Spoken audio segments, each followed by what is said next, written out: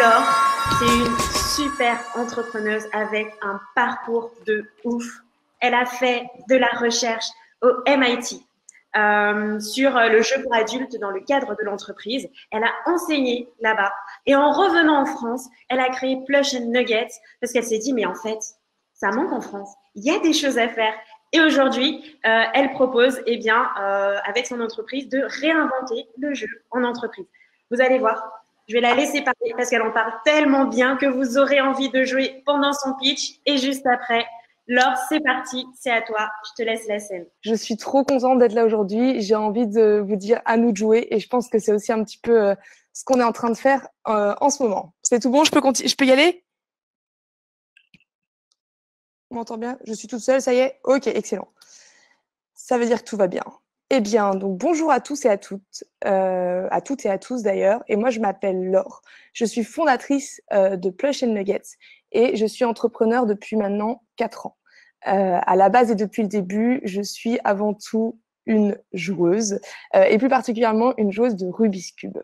Vous savez, le cube avec toutes les faces de différentes couleurs. Moi, en fait, je fais de la compétition et je vais super vite.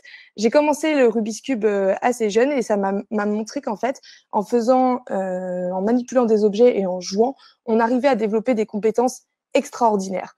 Et c'est mon travail dans Plush and Nuggets depuis maintenant 4 ans, faire en sorte que les bénéfices du jeu que nous connaissons par le milieu de la recherche soient utilisés dans le cadre des entreprises à des fins professionnelles. Je vous présente juste rapidement l'équipe qui travaille sur ce projet. Qui est dans la salle et qui est lead marketing et social media. Et je recherche le ou la product manager de mes rêves. Vous allez voir pourquoi dans les slides qui arrivent. On a aussi un réseau, on est plus de 25 à délivrer des workshops, faire de la facilitation graphique en live. On a des designers, des architectes et des experts méthodologie sur les nouvelles méthodes de travail. Et on a 2 partenariats clés aujourd'hui. On travaille beaucoup avec Hardis Group et avec Maped. Alors, quel est le secret? Le secret, je le connais en fait depuis assez longtemps. C'est que jouer, c'est une action, un verbe assez extraordinaire et que quand on joue, on arrive à débloquer un certain nombre de compétences, de savoir-être et de savoir-faire extraordinaires. On est créatif, on est engagé dans ce qu'on fait, on est en capacité de manipuler de la complexité des écosystèmes et on a une capacité à résoudre des problèmes qui peuvent être aussi un petit peu compliqués. C'est très efficace aussi pour produire du travail d'équipe, ce qu'on appelle en ce moment de l'intelligence collective et savoir en fait tous ensemble apporter nos valeurs dans une problématique. C'est aussi super forcément pour sortir du cadre, savoir détourner les règles du jeu, etc. Toutes ces compétences, tout ce qu'on sait faire quand on joue, tous les bénéfices qui sont associés au jeu, moi, je ne peux pas m'empêcher depuis des années de me dire que c'est des compétences clés pour les leaders, pas de demain, mais les leaders d'aujourd'hui. On a tous, en fait, besoin d'apprendre à jouer dans le cadre de notre travail, pas jouer comme des enfants, jouer dans des bacs à sable, mais vraiment savoir jouer comme des adultes et développer cette compétence. Notre plus beau talent chez Plush and Nuggets, c'est de savoir vous faire jouer. Et en 4 ans, on a su faire jouer plus de 35 entreprises dans 11 pays différents et sur 240 temps forts. Tout ça, c'est bien, mais en fait, il y a quand même un problème. Je vous vends du rêve avec le jeu, mais finalement, c'est pas si simple que ça de l'introduire dans les entreprises. Il y a des problèmes de productivité, il y a une pression sur l'engagement des équipes, il y a des questionnements sur comment est-ce qu'on utilise l'intelligence collective et il y a aussi des problématiques sur comment est-ce qu'on fait vivre nos stratégies et on fait en sorte que les équipes se l'approprient. Bref, le jeu, ça peut paraître très loin de ce qu'on doit faire dans le cadre du travail et en fait, les solutions pour jouer en entreprise, elles existent, elles sont là et elles demandent qu'à être utilisées. Et je vous dis, c'est bien mieux que le baby-foot. Moi, je pense aujourd'hui que le sujet de la collaboration, il n'est pas encore craqué et qu'avec Plush and Nuggets, on apporte tout simplement une solution à ce problème. Et notre mission, c'est d'insuffler une culture et une pratique du jeu au service de l'évolution de votre entreprise. Donc nous, on sait comment faire, on sait comment utiliser le jeu en entreprise et on sait comment vous donner du matériel qui vous permette d'être en capacité en fait de venir le diffuser dans votre entreprise et dans vos équipes. Donc, ça permet de créer une dynamique de groupe, de mettre en pratique l'intelligence collective et on se base en fait sur du matériel pour rendre tout ça tangible, facile à prendre en main et créateur, on va dire, d'interactions et de positions de corps qui vous permettent de jouer et de créer des choses qui sont vraiment collaboratives. Voilà. Aujourd'hui, toute notre mission, ça va être de responsabiliser les leaders d'aujourd'hui et de faire en sorte que c'est à eux de jouer. Donc, en fait, Plush & Nugget, ça devient la boîte à outils du jeu en entreprise. Je vous mets quelques captures d'écran où vous voyez aujourd'hui des extraits du Shopify parce qu'on a un premier produit qui est sur notre site qui est en fait une suite d'un Kickstarter. Et là, pour la rentrée, on prépare plein de choses. Donc, 2 nouveaux produits qui arrivent sur le site et un produit qui est vraiment centré sur du B2B et qui vient en fait transformer une salle de réunion classique en salle de réunion où on peut expérimenter des nouveaux formats de travail, des nouvelles postures et encore une fois, faire en sorte qu'on bénéficie de tous les avantages du jeu en entreprise. Voilà, voilà pour moi. J'ai très hâte d'avoir vos questions et de pouvoir échanger un temps avec vous. Moi, maintenant, j'ai envie de vous envoyer une perche et de vous dire à vous de jouer. Mettez-vous en jeu pour vos entreprises, pour vos carrières. Vous avez tous les avantages à y gagner. Vous pouvez utiliser notre gamme de produits pour le faire. Et puis, bien sûr, pour les entreprises qu'il y a dans la salle, on se retrouve très bientôt sur le terrain ou en ligne. Curieuse de vous partager aussi ce qu'on a fait pendant le confinement ces derniers mois. On prépare en tout cas la rentrée avec impatience. Merci pour votre écoute et pour vos retours. C'est tout pour moi. Alors, moi, j'ai un petit retour sur le pitch. C'est presque les défauts du métier. C'est-à-dire que tu étais très abstraite, ma chère Laure, et qu'on a du mal à attraper le concret. Et moi, j'aime bien rentrer dans le concret.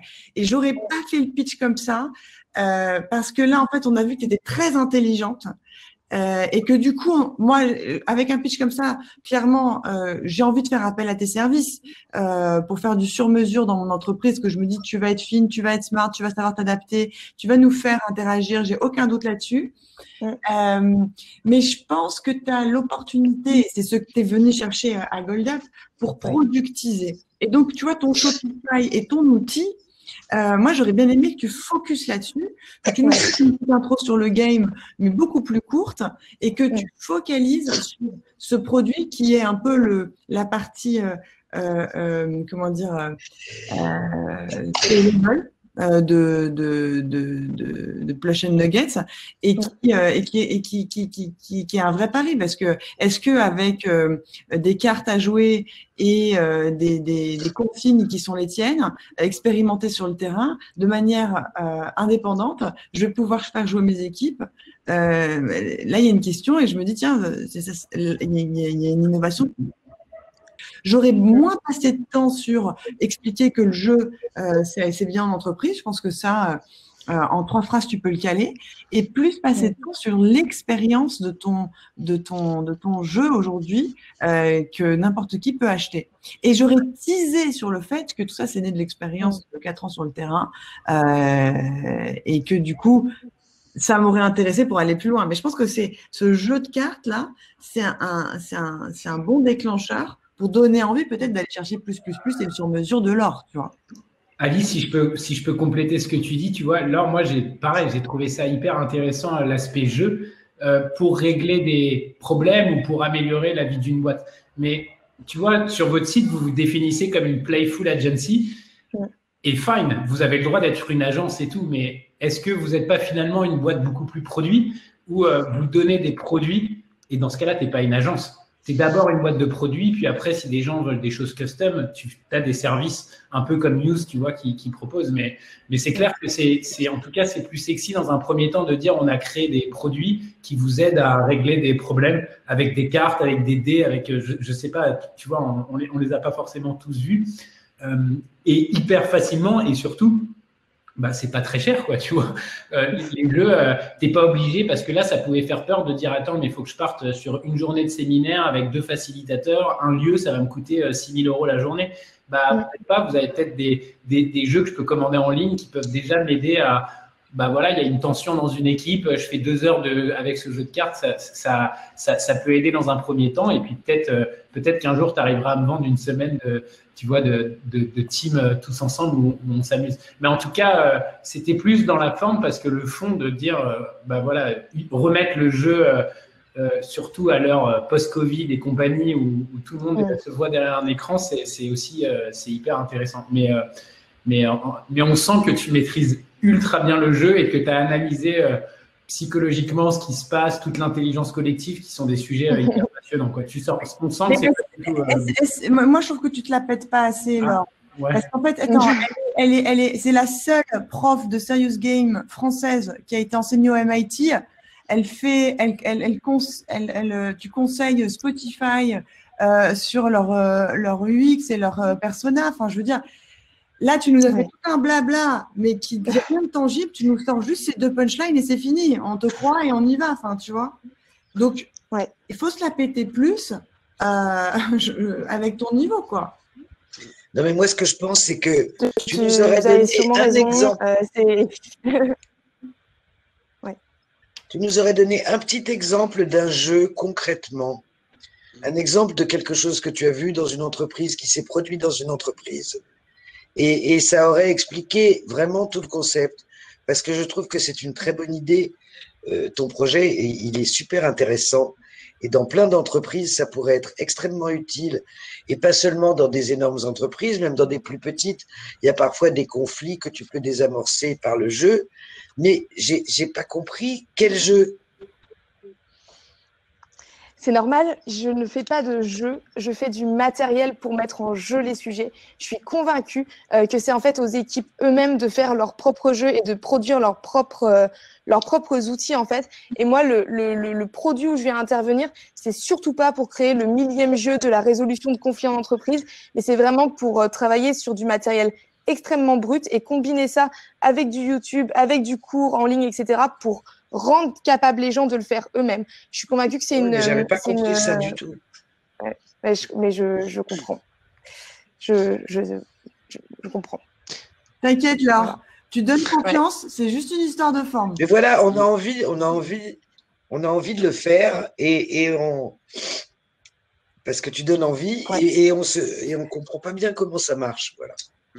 Enfin, mais parce que honnêtement, j'aimerais, et c'est mon problème, hein, honnêtement, je sais que j'ai encore beaucoup de travail là-dessus, j'en suis parfaitement convaincue, j'y arrive pas, ça fait 4 ans que je suis à fond dans mon truc, je pense que j'ai besoin de recruter une équipe pour qu'on arrive à faire ça ensemble, je pense que j'ai besoin de faire ça en équipe en fait, ce travail. Et aujourd'hui, c'est pour ça que ma priorité, elle est sur recruter un product manager, c'est parce qu'il y a un besoin de simplifier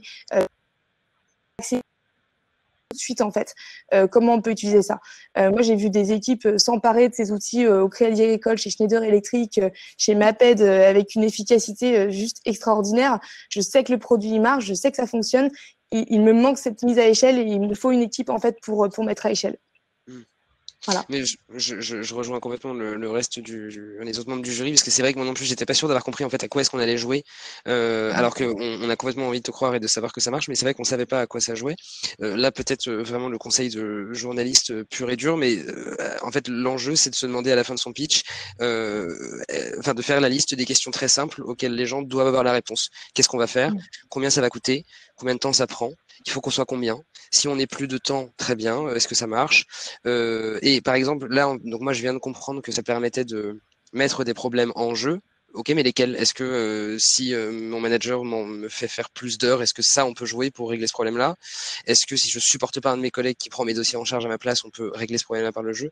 Ce genre de choses. Donc vraiment des questions ultra simples qui permettent de savoir si les gens ont compris. Et deuxième petite chose, mais tu nous as beaucoup parlé de l'impact positif que le jeu pouvait avoir sur l'intelligence collective et l'évolution de l'entreprise et le groupe, sauf qu'en fait il y a plein de gens qui s'intéressent de moins en moins à l'évolution de leur entreprise et à comment va le groupe, et qui s'intéressent à comment ils vont eux, et comment est-ce que eux ils vont pouvoir évoluer professionnellement, et comment est-ce qu'ils vont pouvoir changer de job, etc. Et donc je me dis, moi ça m'aurait intéressé d'en apprendre un petit peu plus. Il y a eu des pistes quand tu parlais de manipuler de la complexité, être plus créatif, etc. Je me demande si ça mériterait pas un peu plus de place, parce que ça préoccupe de plus en plus de gens, parfois plus que le bienfait de l'entreprise, enfin le bien-être de l'entreprise. Alors, je m'en veux parce que je me dis que c'est à nous aussi de t'aider sur l'aspect storytelling, etc. Mais il n'y a pas de problème, on va taffer ça ensemble. Parce qu'en fait, tu as tout l'essentiel. C'est juste une histoire de… Tu vois, c'est bête et méchant l'exercice du pitch. Ouais. Et j'y suis pas habituée. Et une petite chercheuse. Bah, On a une chercheuse CEO là. Ouais. Faut concrétiser. Faut concrétiser. Mais Tu peux pas rester dans les métadonnées. C'est pas possible.